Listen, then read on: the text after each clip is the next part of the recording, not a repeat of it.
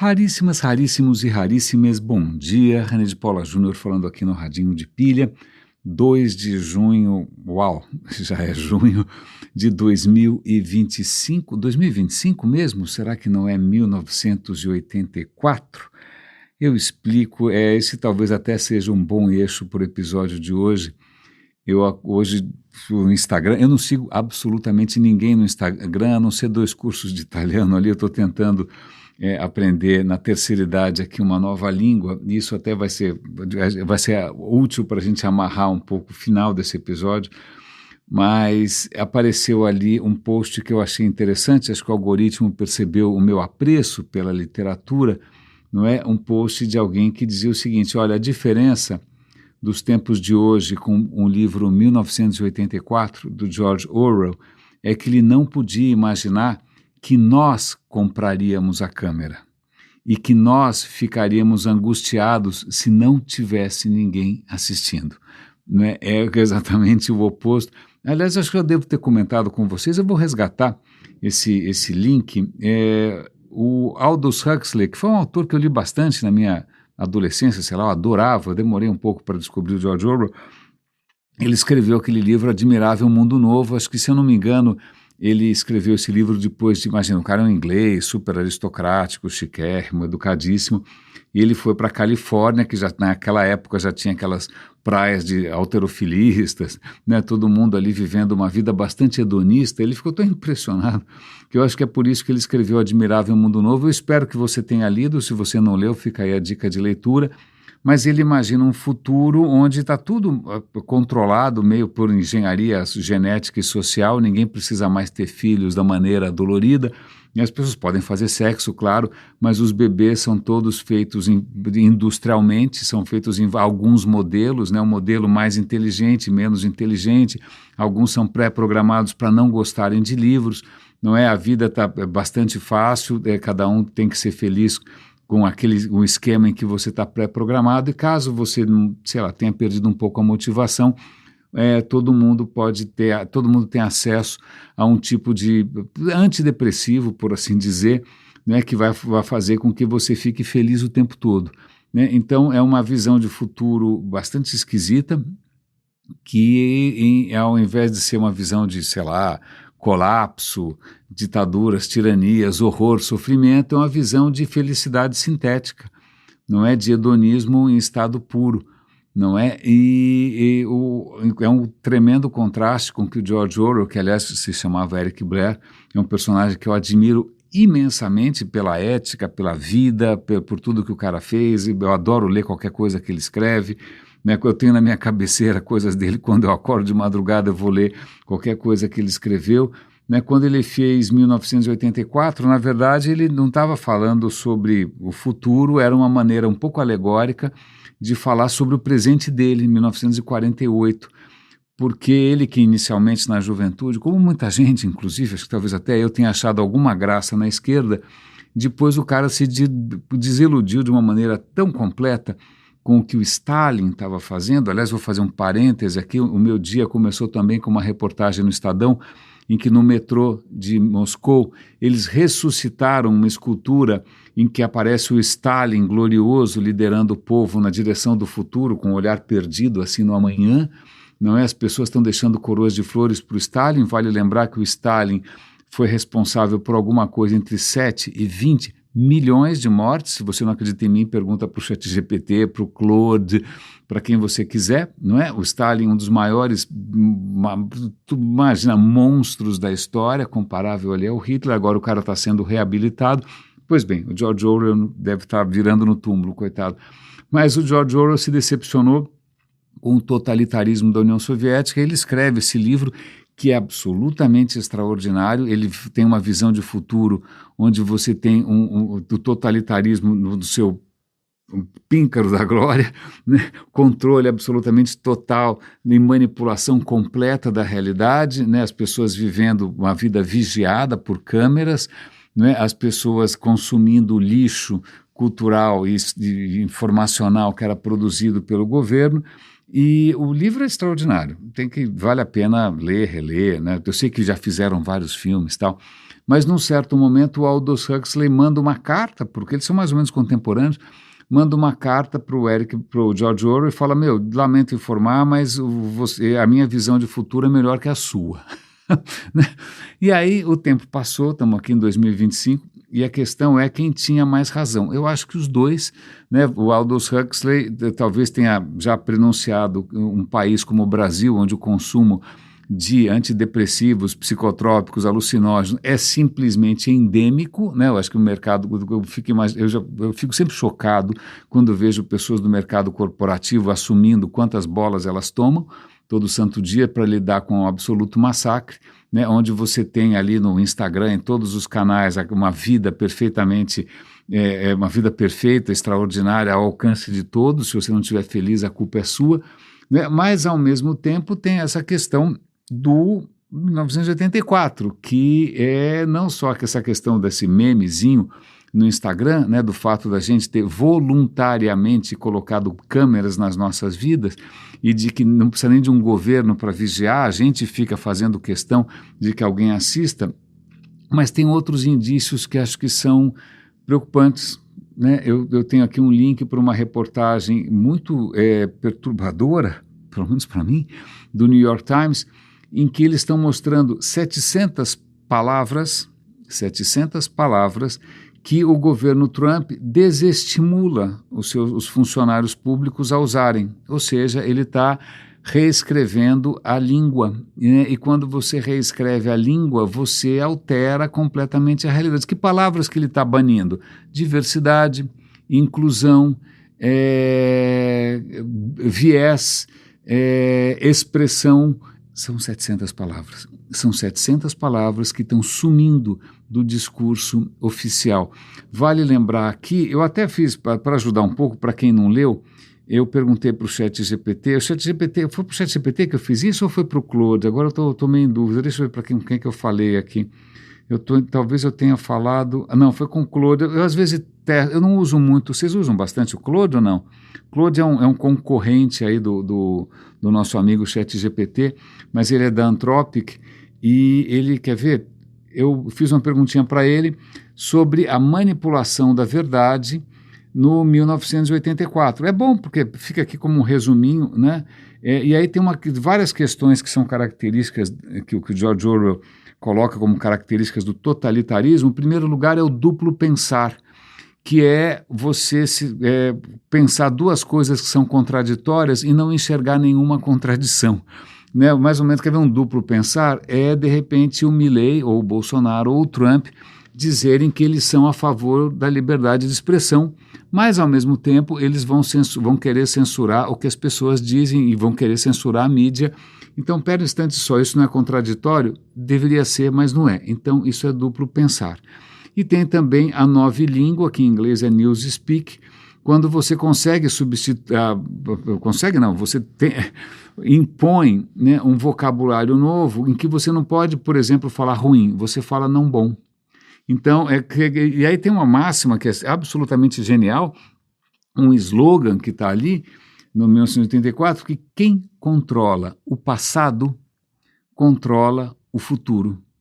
Quem controla o presente, controla o passado, que é o que esses caras têm feito, né? O governo Trump está simplesmente reeditando, né, os sites americanos para simplesmente apagar algumas coisas da história, apagar histórias de inclusão, de heroísmo de minorias, apagar assuntos como sustentabilidade. Isso já está acontecendo. E veja, ele fica sempre nessa história de vamos fazer a América grande de novo, falando de um passado que nunca existiu. Então, desculpa, isso já está acontecendo. Isso já está acontecendo, a gente já tem nova língua, a gente já tem controle do passado e do futuro, a gente já tem essa edição toda debaixo dos nossos narizes, mas eu acho que o que faz a coisa mais perversa é que isso se combina, infelizmente, com o mundo do Aldous Huxley, com o Admirável Mundo Novo, em que todo mundo convive com isso, né, indo atrás de hedonismo e tentando abafar um pouco essas contradições, tentando calar o desespero profundo na base de remédios e alucinógenos e antidepressivos diversos. E curiosamente, e aliás vou dar um link aqui também para o ChatGPT para ele resumir um pouco a história, caso vocês queiram ver uma versão resumida. Eu tive uma conversinha com o ChatGPT aqui que pode ser útil. O último episódio do In Our Time, que é um podcast da BBC que eu adoro, acompanho a vida inteira, acho sensacional, foi sobre hipnose. Hipnose, que eu me lembro que, aliás, até foi motivo para alguém se indispor comigo, acho que um ouvinte uma vez se indispôs profundamente comigo, pois que eu questionei, ou trouxe algum conteúdo que questionava a hipnose. Eu acho que o cara era um profissional da área e não gostou, e a coisa acabou mal resolvida. Então eu não sei se ele voltou a me ouvir, mas eu desconfio que provavelmente eu vou gerar atrito de novo. O programa é sobre hipnose, e falar de hipnose é falar de um personagem bastante curioso chamado Mesmer. Mesmer era um alemão que tinha interesse por ciência, ele se formou na Universidade de Viena, mas ele fez lá uma tese, do trabalho de formatura dele, seja o que for, era sobre a influência dos astros na sua saúde, e não era só uma questão de astrologia. Ele tinha se impressionado com o trabalho de Newton, porque, veja, gravidade é uma força que a gente não enxerga, gravidade atua à distância, gravidade atua no vácuo, Então, gravidade que explica todo o sistema solar. Então, ele ficou impressionado com essas forças invisíveis, e aí, não satisfeito com essa história de um trabalho acadêmico meio esquisito, ele resolveu propor que existe um tipo de magnetismo, que está ligado à vida. A vida teria o corpo, fluidos magnéticos, energia magnética, e se você manipulasse isso direito, você poderia curar as pessoas. E aí ele acaba, se eu não me engano, acho que em Paris, fazendo um sucesso danado com uma clínica, um spa, ou seja o que for, onde ele convidava pessoas bem pagantes da aristocracia, claro, para tratarem os seus problemas, aqueles problemas severos de aristocracia, por dizer depressão, histeria, não sei, usando o seu novo método, que era um método baseado em fluidos magnéticos, que é só para dizer aqui um disclaimer, caso, não sei, no primeiro episódio do Radinho que você ouve, não existem, certo? Não. E aí, bom, em suma, então todo mundo ficava ali numa sala e tinha uma banheira com água, sei lá o quê, com fluidos magnéticos e outros aparatos, e ele fazia uns passes esquisitos, tinha todo um trabalho de cena, e tinha gente que entrava em transe, gente que entrava em convulsão, gente que tinha, todo tipo de piripaque. Isso era um sucesso danado, e aí, obviamente, alguém começou a desconfiar. Num certo momento, mandaram uma comissão analisar que diabo é esse, de essa energia magnética, e chamaram o Lavoisier, imagina, Lavoisier, o pai da química, chamaram o Benjamin Franklin, que por acaso estava em Paris naquele momento, para ver, por favor, veja se o cara descobriu alguma coisa nova. E realmente ele descobriu uma coisa nova, que é o poder da sugestão, ou seja, aquilo era tudo. A palavra que na época não sei se já existia, mas psicológico, era tudo completamente ilusório, Era simplesmente poder da sugestão. Então o cara, em princípio, foi desmascarado, mas obviamente a demanda não para nunca. E o que acabou acontecendo é que o nome dele, Mesmer, aliás, em inglês tem uma palavra que é bastante usada quando alguma coisa assim, ela te cativa muito, quando ela praticamente te hipnotiza. Em inglês, isso é chamado de mesmerizing, isso mesmeriza você. Mesmeriza é como se você estivesse sob o efeito profundamente cativante e envolvente de alguma coisa magnética que, repito, não existe. Mas voltando, então, mesmerizing. Mas então, o que acabou acontecendo é que essa onda, esse interesse por esses fenômenos, virou, na verdade, entretenimento, virou espetáculo. Então começam a se multiplicar por outras capitais da Europa figuras super carismáticas que vão lá no palco, chamam alguns voluntários para submeter algum tipo o que depois veio a ser chamado de hipnose. Então o cara bota umas roupas meio de, púrpuras, com coisas douradas, bota um estereótipo qualquer, um arquétipo, vamos chamar de arquétipo, de mago, e faz ali umas demonstrações em que a pessoa sente o que não devia sentir, vê o que não devia ver, aguenta uma dor que não devia aguentar. E isso virou uma febre. Inclusive, Sigmund Freud, que também não é um amigo do Radinho, porque, caso você tenha caído de paraquedas esse podcast pela primeira vez, tudo, todos os fundamentos da doutrina de Freud, ou sei lá do que, não tem fundamento nenhum, né?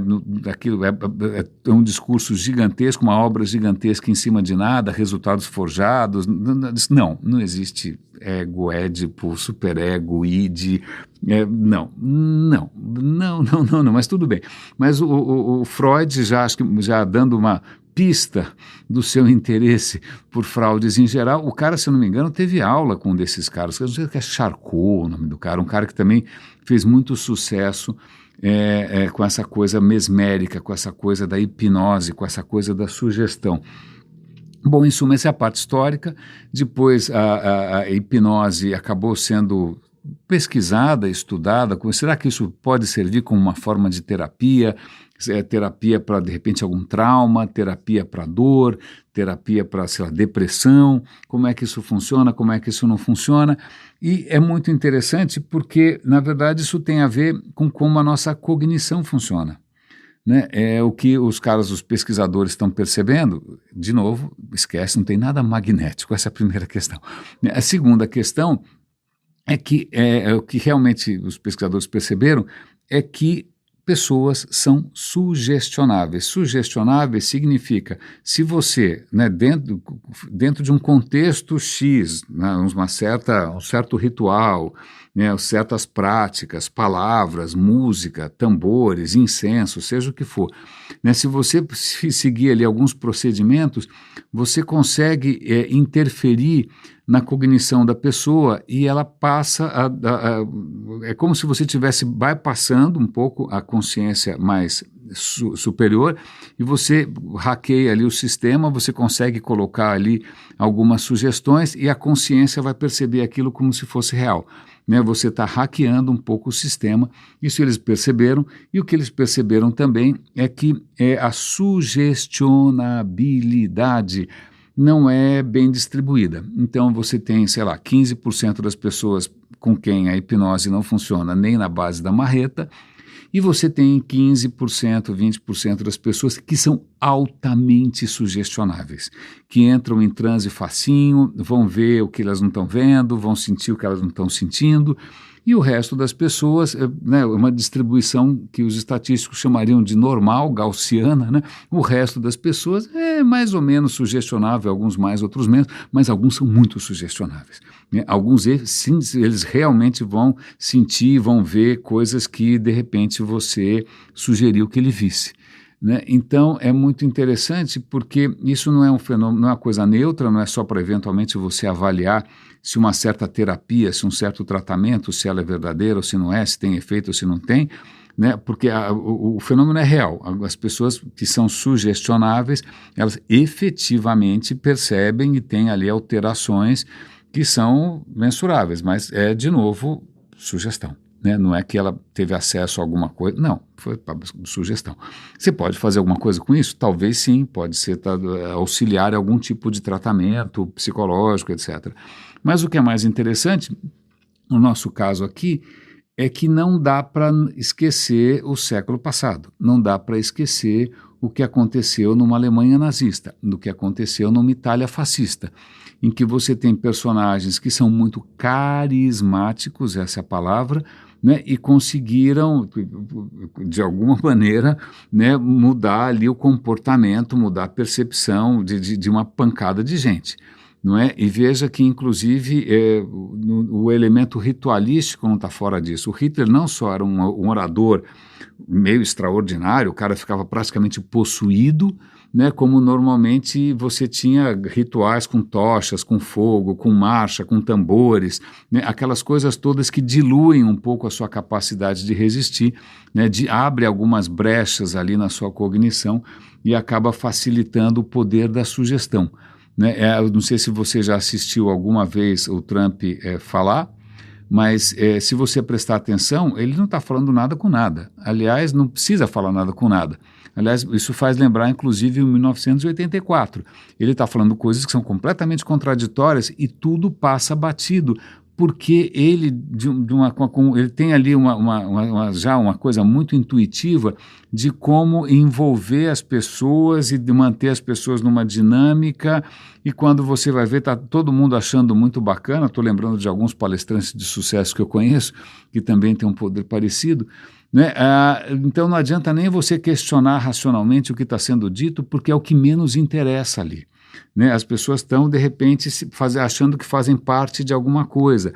Elas estão diluindo a sua própria identidade numa coisa maior. Algumas coisas estão passando ali por baixo e elas estão começando a ver coisas que, de repente, não existem, né? Ou enxergar um passado que nunca existiu e criar uma comunidade que é completamente furada. Então, veja que não é uma questão exatamente neutra. Perdão, limpando um pouco a garganta aqui. Mas esse é um tema, quando eu estava conversando com o ChatGPT a respeito de uma coisa parecida, chegou num certo ponto e falou: você quer que eu estenda um pouco mais essa história e me aprofunde em tal coisa aqui eu falei, não, porque eu estou ficando um pouco deprimido. Porque isso tem, obviamente, a ver também com que, aliás, o ChatGPT queria se aprofundar na questão das mídias digitais, né? O quanto isso hipnotiza, o quanto isso faz você entrar em algum tipo de comportamento que você não deveria. Aí eu falei, ChatGPT, posso ser muito sincero? Não, porque senão eu vou ficar um pouco deprimido. Eu quero, na verdade, eu preciso processar isso um pouco.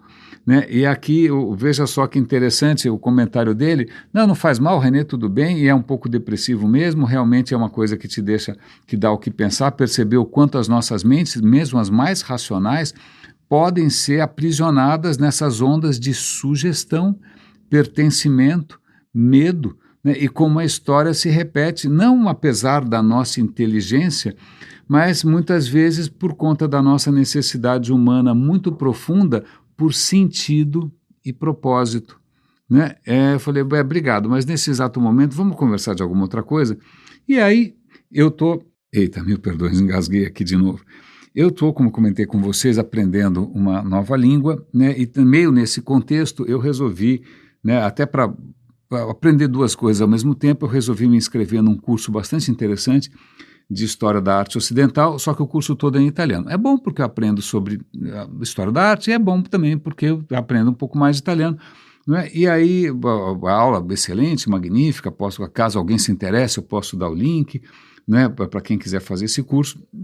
Em algum momento está falando de arte medieval, arte gótica, etc., e eu me lembrei de, há muito tempo, quando eu fazia Aliança Francesa, a partir de um certo nível de francês, você começa a aprender cultura, civilização francesa. E eu me lembro de uma professora excelente, a Olivia, que falou sobre as abadias, o quanto as abadias mudaram a Idade Média. Eu fiquei com isso na cabeça, eu falei, senhor ChatGPT, refresque, por favor, a minha memória aqui, me conte um pouco sobre as abadias na Europa medieval. Então isso é muito interessante, eu vou comentar com vocês rapidamente. O que acontece é que na Idade Média começam a surgir algumas ordens. Surge a ordem beneditina. Né? A beneditina, os caras vão se recolher do mundo, eles vão viver, né, num algum tipo de mosteiro, e eles vão trabalhar, e aí vira uma abadia. Aí começa a surgir outras ordens, vai surgir a ordem cisterciense, vai surgir a ordem de Cluny, vão surgir várias ordens e vão surgindo abadias. O que é muito interessante é que, dali a pouco, quando você olha, tem abadia por todo quanto é canto. Um sucesso extraordinário, as abadias prosperando para tudo quanto é lado. Quando vocês vão ver, ele tem um monte de terra. O que aconteceu? Isso é muito curioso, porque tem um pouco a ver até com a questão de startups, né? Se você pega a Igreja Católica como se fosse uma gigantesca multinacional, e sempre acho que é a primeira multinacional, né, que se pode falar, antes disso você tinha essas startups que eram o quê? O cara faz uma abadia, você pode fazer uma abadia sem pedir licença para ninguém, não é? Aí você, e daí que uma abadia, você pode falar para os poderosos, falar, olha, vocês são os pecadores miseráveis, só que tem um jeito de vocês escaparem do inferno, ou seja lá o que for, do purgatório, rezando, mas se vocês não quiserem rezar, vocês terceirizam, vocês deixam que a gente reza por vocês. Então, as abadias acabam fazendo um belo troco, não é, com uma coisa dessas, olha, a gente reza por vocês, dá um troco aí, né, banca a nossa história aqui, e como muitas dessas ordens são ordens que acreditam no trabalho manual, não é?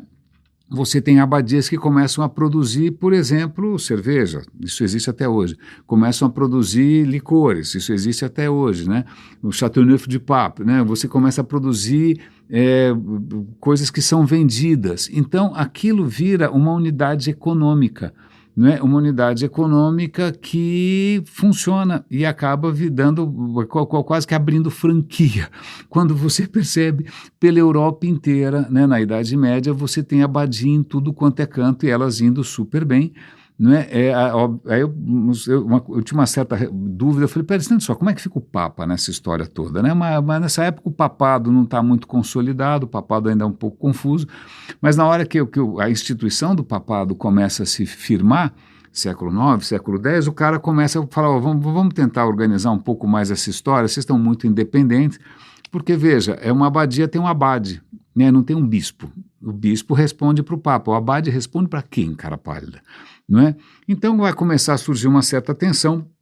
Num certo momento vai surgir depois também o protestantismo vai querer acabar com essa zona toda de abadia, né? O Papa também vai querer controlar um pouco essa zona toda de abadia, vão surgir outras ordens que são ordens urbanas, né? A ordem franciscana, a ordem dominicana, vai ter gente que não tem uma abadia, né? O cara está por aí no mundo, vão surgir os jesuítas que vão ser a linha de frente, né, do catolicismo, são missionários que vão pelo mundo todo.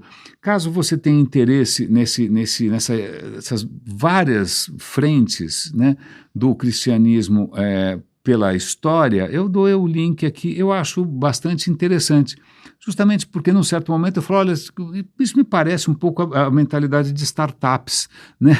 Você começa, tem capital, tem isso, tem aquilo, aí você escala, você pivota, e aí o próprio ChatGPT faz uma comparação que eu achei bastante interessante a respeito. Agora, eu vou entrar numa seara muito arriscada, já que eu já me arrisquei aqui com a história da hipnose, né? Mas aí eu estava pensando nessa história toda de expansão do cristianismo, história da arte, etc., mas eu estava pensando numa questão que sempre me intrigou, porque o cristianismo é um pouco difícil para mim, porque ele se diz um monoteísmo, mas não é um monoteísmo, porque tem três. Se tem três, como assim? Eu não sou o único, houve inúmeras outras figuras que ao longo da história questionaram essa história, você teve o Ariano, você teve o Marcion, né, mas não acabaram bem, normalmente acabaram numa fogueira. Né? Mas a questão é que eu acho isso um pouco confuso, né? E aí me veio uma ideia que, não sei se faz sentido para você, se te incomoda o assunto, por favor, eu sugiro que você, sei lá, a gente continua a conversa amanhã, mas né, eu não sei se você vai querer se expor a algum tipo de questionamento mais profundo. Mas a questão para mim, que acho que uma das coisas que explica por que o cristianismo deu tão certo, é justamente esse duplo pensar. Porque ao mesmo tempo você tem o Deus do Velho Testamento e você tem Cristo. Então, em algumas ocasiões, você tem aquela coisa do amor, da compaixão, somos todos iguais, a pobreza, etc, etc, etc. Mas aí, em outras ocasiões, você tem o Deus do Velho Testamento, que é vingativo, que é cruel, que é violento, né, que é o cara das guerras, que é o cara do... Então, é uma coisa que, para quem olha de fora, para quem não engoliu esse duplo pensar, né, é um pouco contraditório, mas eu acho que esses dois lados da moeda facilitam a expansão, porque, por exemplo, a elite, que é opressora, qualquer opressor, ele vai se basear no Deus do Velho Testamento, que é um Deus que minha Nossa Senhora dá até medo, né? Agora, ele vai vender para o cara que está abaixo, para o oprimido, ele vai vender o Jesus que dá a outra face. Então, veja, gregos e troianos, né? Você consegue ser bastante flexível, e isso talvez explique por que as abadias se expandiram, por que as seitas se expandiram, né? É lógico que tem inúmeras contradições aí que passam batido, né? Por exemplo, tem uma religião, e aí o que é legal é que esse texto, num certo momento ali, eu estou conversando com o ChatGPT e ele fala do tomismo. Eu falei, o que é tomismo? Eu pensei na tomiotá, mas não, é tomismo de Tomás de Aquino. Aí vão ter vários teólogos ao longo do tempo, Tomás de Aquino, e tem uma série de outros aí, tem o Agostinho, né, que vão tentar resolver essas contradições, né, porque como é que você pode ter um Deus que é amor se o cara bota o filho para morrer na cruz e não faz nada a respeito? Né? Qual é que sentido que isso faz? Ah, não, a culpa é da humanidade que pecou. Ah, então o problema não é o Deus, a pomba, não, o problema somos nós, então... E aí você fica vendo todo o esforço teológico para tentar resolver aquilo que, na verdade, não tem como resolver. Né? E aí eu, inclusive, me aventurei a dizer que teologia é realmente um esforço colossal, né? Um esforço envolvendo obras e obras e séculos, para simplesmente disfarçar o fato de que a história não para em pé. Né? Então, vejam eu não sei, eu espero aqui não está... certamente eu devo estar provocando aqui algum tipo de atrito, mas tá aí, o link está lá, se quiser acompanhar a conversa. Eu acho o fenômeno intrigante, é fácil falar porque eu estou de fora, né? Para quem está de fora, não está envolvido, não tem nenhum senso de pertencimento, não tem nenhum... meu Deus do céu, estou rompendo com décadas e décadas de relação com alguma coisa que... Não. Então, a minha perspectiva é um pouco peculiar, eu sei. Mas já que a gente estava falando aqui de aprendizados e italianos, eu estou assinando uma publicação muito interessante que chama New York Review of Books, que é sobre literatura, e eu descobri que eles têm uma lojinha que tem inclusive joias. Eu falei, por que uma coisa de literatura vende joias? E tem lá um bracelete de prata que dentro tem escrito, mais ou menos com uma coisa medieval, né, tem escrito dentro uma frase em italiano que é ancora imparo. Ancora imparo em italiano significa eu ainda aprendo, o que é um bom lema para o radinho. Né? É um bom lema para o radinho. Acho que eu vou fazer, acho que até a ilustração de hoje do radinho vai ser um radinho com essa faixa, ancora imparo, eu ainda aprendo. Mas eu acho que o que realmente também me inspirou foi um outro bracelete. O bracelete em si eu não usaria, não é nenhuma peça especialmente bonita, mas é um deles que tem escrito por dentro a última frase, as últimas linhas de um livro extraordinário, revolucionário, né, que foi o Ulisses, do James Joyce. E a frase é yes, yes, I will, yes. Né? Sim, sim, eu aceito, sim. Então, esse grande sim, né, um livro que, puxa, vai lá, já que a gente está falando de subconsciente, Freud, e, né, tudo que acontece dentro da nossa emoção e corpo e mente e tal, eu lembro quando eu li, foi uma epopeia ler, deu trabalho, cansou bastante a beleza, não é? Eu quando recebi esse yes, esse sim tão vivo, né? Esse sim de sim à vida, sim à diversidade, sim a tudo, sim ao caos, né? Sim a esse mundo sem outro mundo, né? Eu achei que isso era uma boa maneira da gente encerrar o radinho de hoje. Então fica para todos vocês um sim, eu disse sim, eu aceito. E também fica aqui esse convite para aquilo que é, na verdade, o DNA, né, o fio condutor do radinho aqui. Fica já que a gente está falando de hipnose, fica aqui essa sugestão. Ancora imparo, eu ainda aprendo. Cuide-se, por favor, um grande abraço e até amanhã.